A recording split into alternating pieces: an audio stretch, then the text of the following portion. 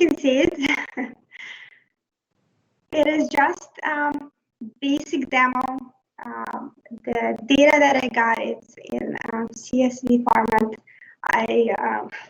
I got it from one of the samples on GitHub, Microsoft samples. So it's one of good places for test data if you want to check the models or you want to check how services work. So that I have that CSV file here, and then actually that's a 3-part demo. The first part here is batch anomaly detection. So we are detecting anomaly in the whole data set and understanding what happened and when, what kind of anomaly happened there. And let me go to actually that method.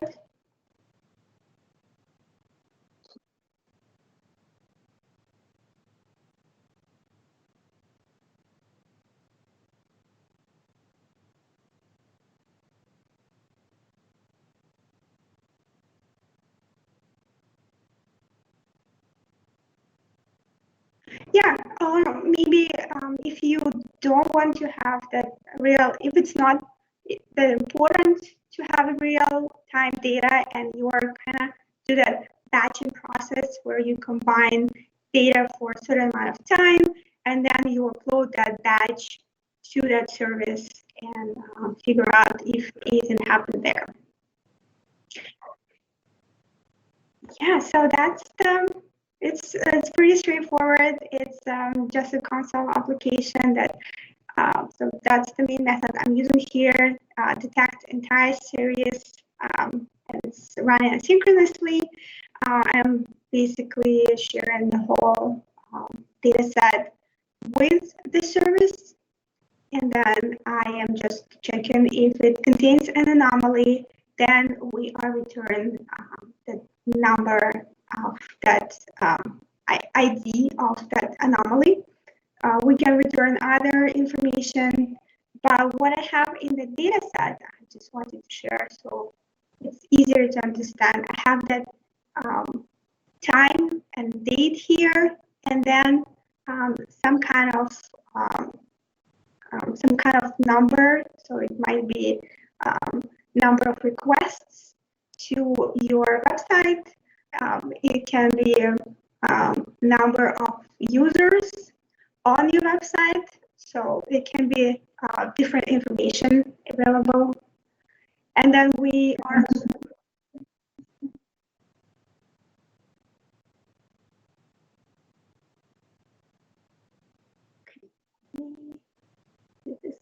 it's better.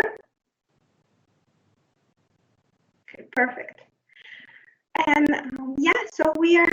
I'm basically just passing it to the service, and then if we are detecting anomaly, then we return that information. I can run it really quickly because the data set is not that huge, so it's going to be pretty fast.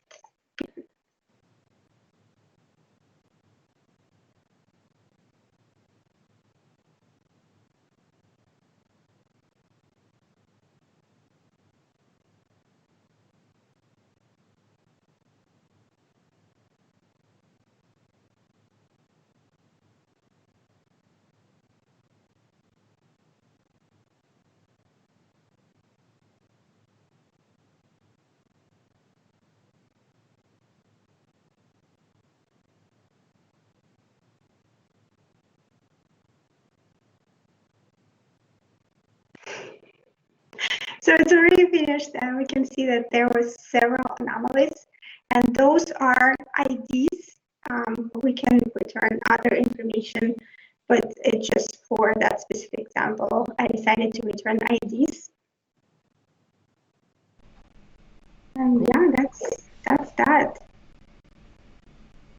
Yeah, so this detects anomalies. I'm getting back IDs of entities that are interesting to me. Can I blindly forward those to a user, or do I have to do perform an additional step before I can actually send it off to the user, telling him or her, hey, you've got some interesting data in here that's probably maybe a hacker trying to break in or something like that? Yeah, it's totally up to you. If your users understand those IDs, if it's something they have access to, then that's totally fine to pass just those IDs. Or you can pass the date and time, and they can go back to the data set and figure out when exactly that anomaly happened.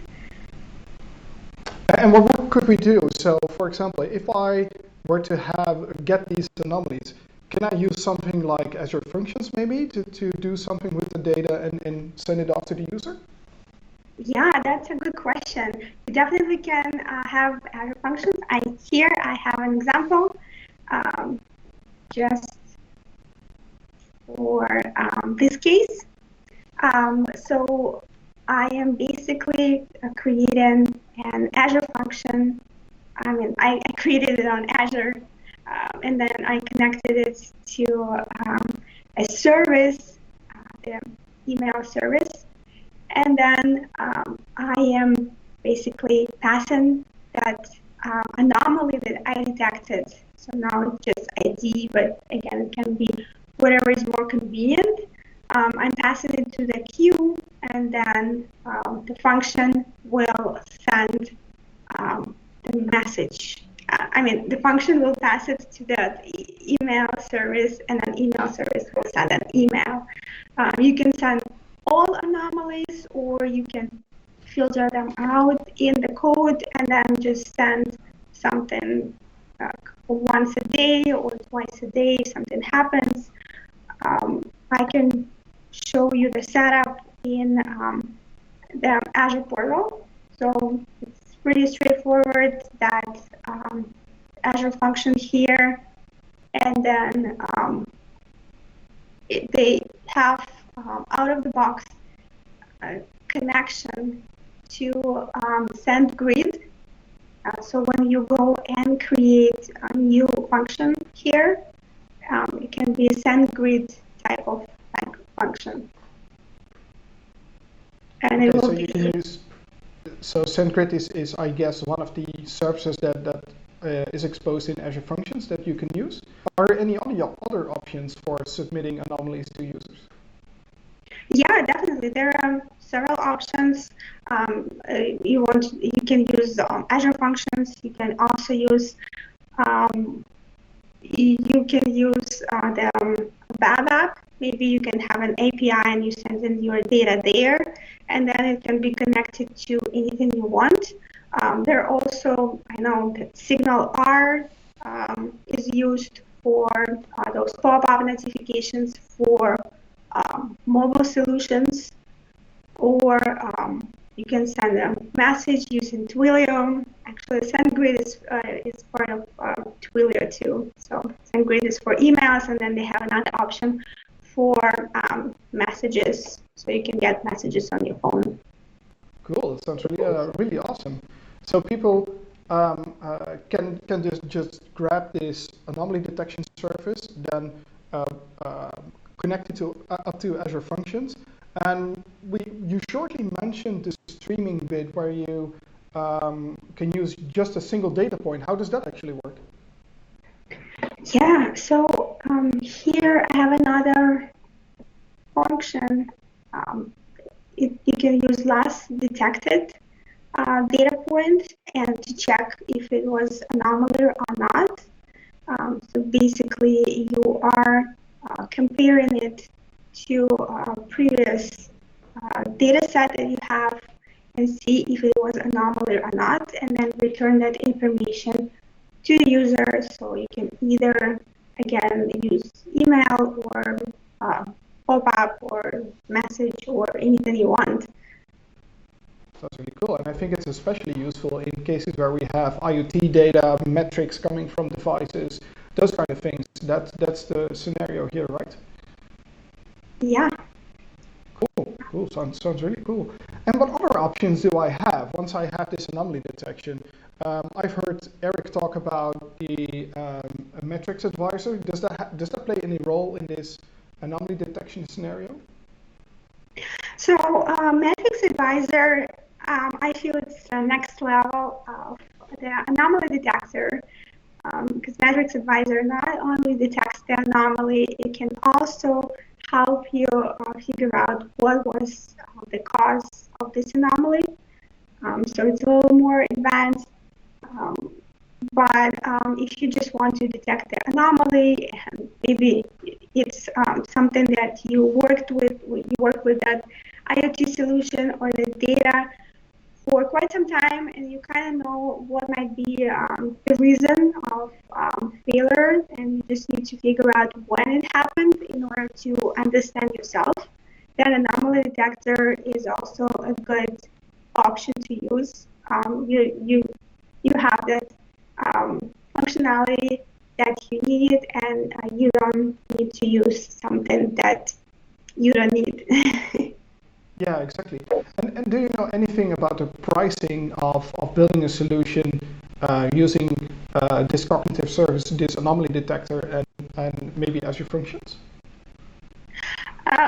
That's a good question. Unfortunately, I can tell you the end price because it depends on what kind of data you have, the amount of data, how often you use it.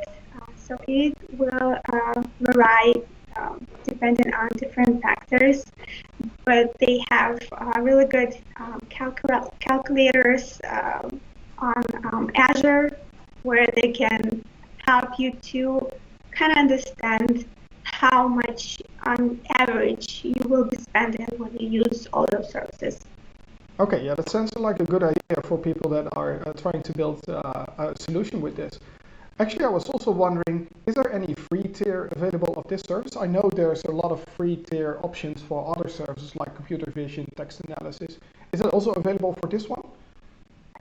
I know they have the trial version, so even if you don't have Azure subscription, you can have 7-day trial there just to check it out and see if it works for you or it doesn't.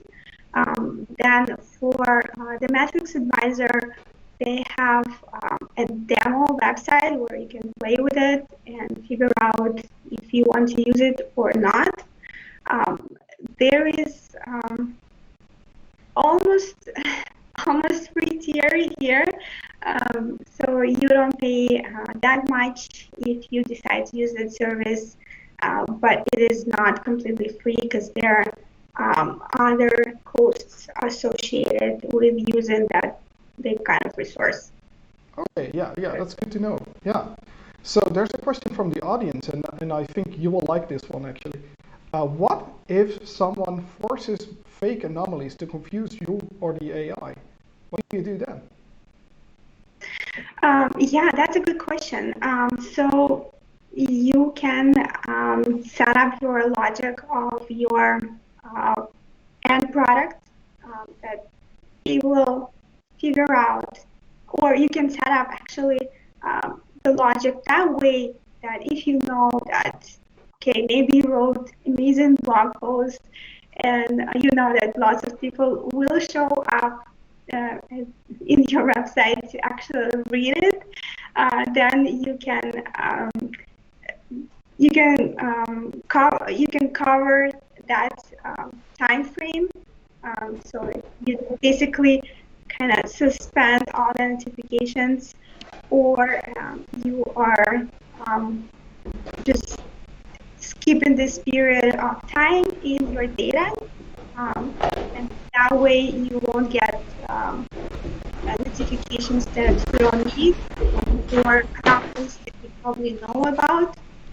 So that's definitely possible. Yeah, so if Seth decides to retweet your blog post and share it online, and you get a ton of people on your website, you can basically say, okay, hold on, Seth is doing something special here. I'm disabling the detection temporary, and I will continue after things have died down again, and I know nothing special is happening. That's basically the option that you have. Yeah, exactly. Well, it sounds really useful, I have to say.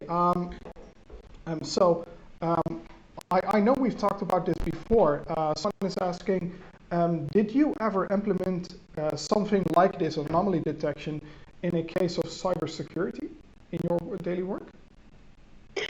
So unfortunately, I never use it for my day job because we have lots of third-party tools. I am mostly doing back-end web development, and there are lots of great out-of-the-box tools, including App Inside. If you are creating your web application using Azure, or other tools that can monitor it. So it is not that critical to create a custom solution.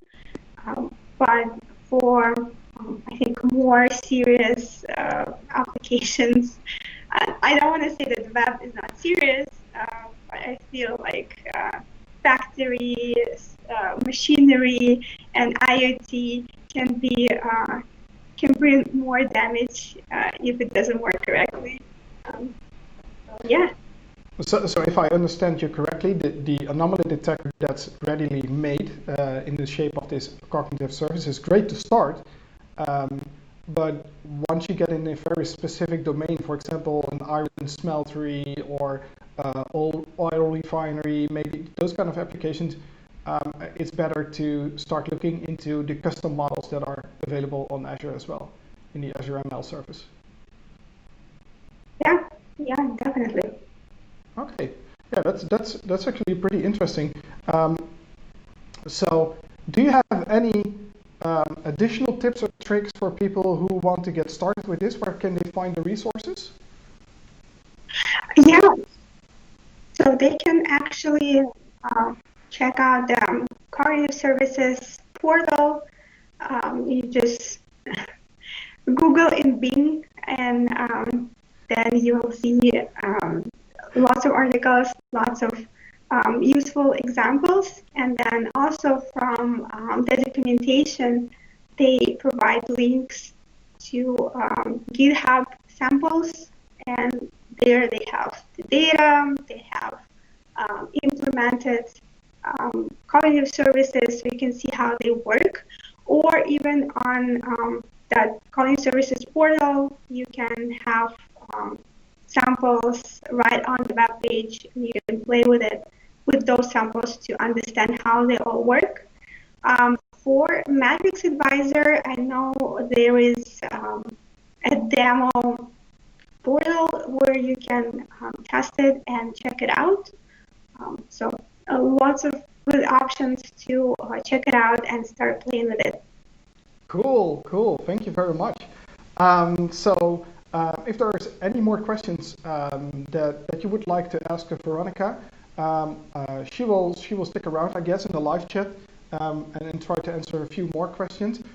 Just remember, if you tweet it to us live using the hashtag #SheSharpCorner and Global AI Community, you get a chance to win a gift card, $50. That's quite a large amount. I don't know if you can get Azure credits for that. Do you know, Seth? Do they accept gift cards for credits? That's a really good question. I don't know if we accept Amazon gift cards That would be kind of on weird, Azure. right? Yeah. But I mean, that would be awesome if we did. I got to figure that out.